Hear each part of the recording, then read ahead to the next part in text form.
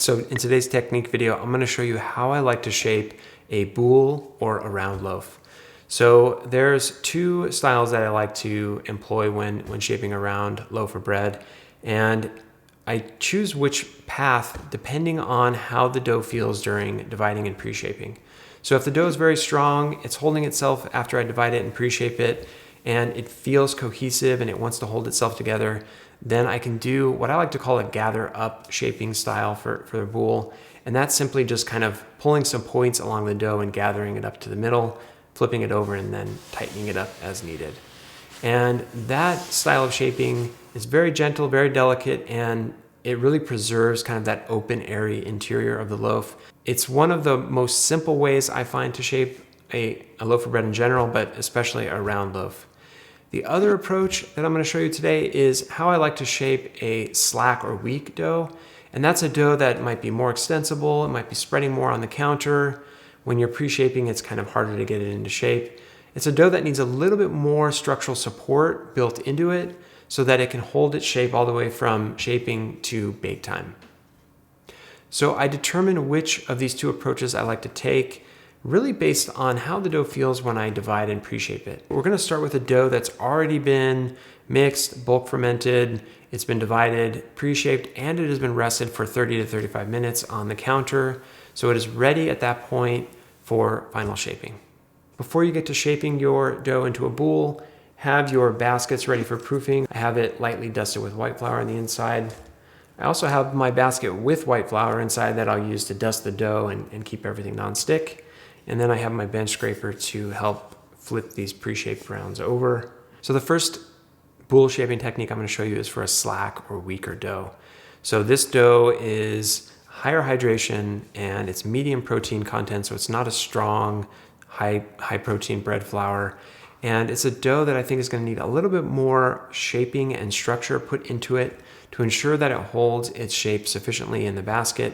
And also that structural support that you add in during shaping, especially if it's a slack and weak dough, that's going to ensure that your loaf will rise tall. Because if you have a dough that's shaped very loosely and kind of disorganized and it's high hydration, you're going to get a lot more spreading in the oven. So you'll end up with a squatter loaf, which isn't a bad thing, but with a little bit more shaping and a little bit more structural support, we can bring the height of that loaf up a little bit while still preserving a nice open and airy interior. Be sure you've dusted your work surface with enough flour to ensure that your dough doesn't stick. The first step is to get your bench scraper and scoop your dough up and flip it over onto your floured work surface. You have kind of a long piece of dough in front of you, so you have almost a rectangle shape. And that is done so that you can fold this bottom up to the middle, and it gives you plenty of space on this rectangle to do so. So grab the bottom piece, this is the first step, fold it up to the middle. After doing that, we'll fold the sides over into the middle as well. You can do both at the same time, or you can do one side at a time, like I'm showing you here. Okay, now you're starting to get kind of a nice package here. You have a long rectangle shape. Then what we'll do is we'll take the front, we'll stretch it out a little bit and fold it down to just a little bit higher than the middle of the dough. Once you've folded that down, then we can take the bottom and flip the whole package over like this. And now we'll use our hands to tighten up this dough on the work surface. Be sure your hands are floured so that they don't stick. So we're kind of rounding and pushing the dough with our fingers and our pinkies as they drag on the work surface to tuck the dough under itself. You can see now the dough is starting to tighten up, starting to hold its shape. If you need to reposition it, you can grab your bench scraper and continue to drag the dough on the work surface to tighten it up. If you have any large bubbles, you can tap to disperse, and you'll see that at the end the dough is a very nice taut round, and it's ready to be transferred to its proofing container. What we'll do is we'll use our bench scraper to pick up the dough, flip it over into the proofing basket with the seam side up.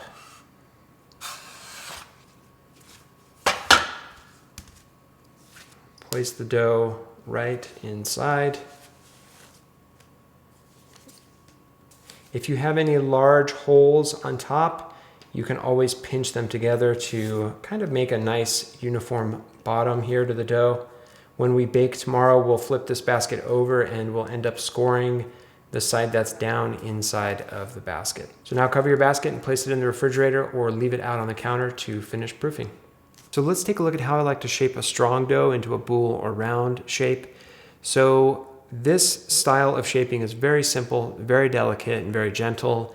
We're simply going to flip the pre-shaped round over and then kind of gather up a few tips on the sides towards the middle, flip it over, and then gently use both hands to kind of coerce it into a tight round shape.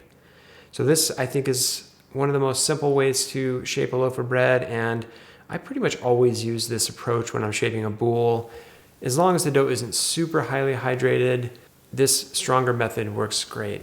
Lightly dust my work surface. Now you don't want a lot of flour on your work surface when shaping this kind of boule because you need a little bit of tension on the work surface as you're shaping the dough. I also like to lightly dust the top of the round that I'm going to be flipping. Use your bench scraper to lift the dough up and flip it over. So with this gather up style method, what you're going to do is just grab points on the dough that are kind of up on the top, and we're going to pull two opposing points over and kind of bundle it up like you would bundle up a little package that's in a cloth. So we're going to grab these two sides, fold them up over each other, grab the two opposing points, do the same thing, then two more will be exposed, do the same thing. So you can see you're starting to get a nice package here as you keep folding these up. So do maybe one or two more.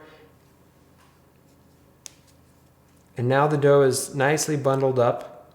And you can see how gentle this was. There was no pushing or degassing. All we're doing is kind of like little mini folds here. Now we're going to flip this package quickly over so that the seam is on the bottom. Now I'll use my hands dusted with flour to drag and tuck the dough gently under itself. You can spin the dough if you need to, but this is the point where you don't want a lot of flour on the surface because as you're pulling and tucking the dough under itself, the dough needs to slightly stick to the counter or your work surface to develop this tight skin that's forming on the outside.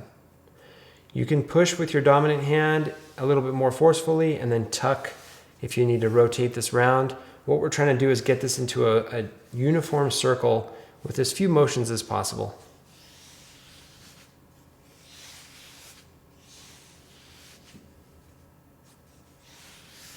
Because this dough is rather strong, I'm going to stop there.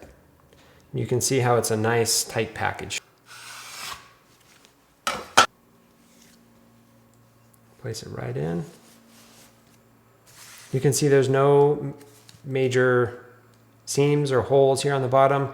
If you have any big gaping holes, you can pinch them closed and seal them shut. Now cover your basket and proof as directed in the recipe.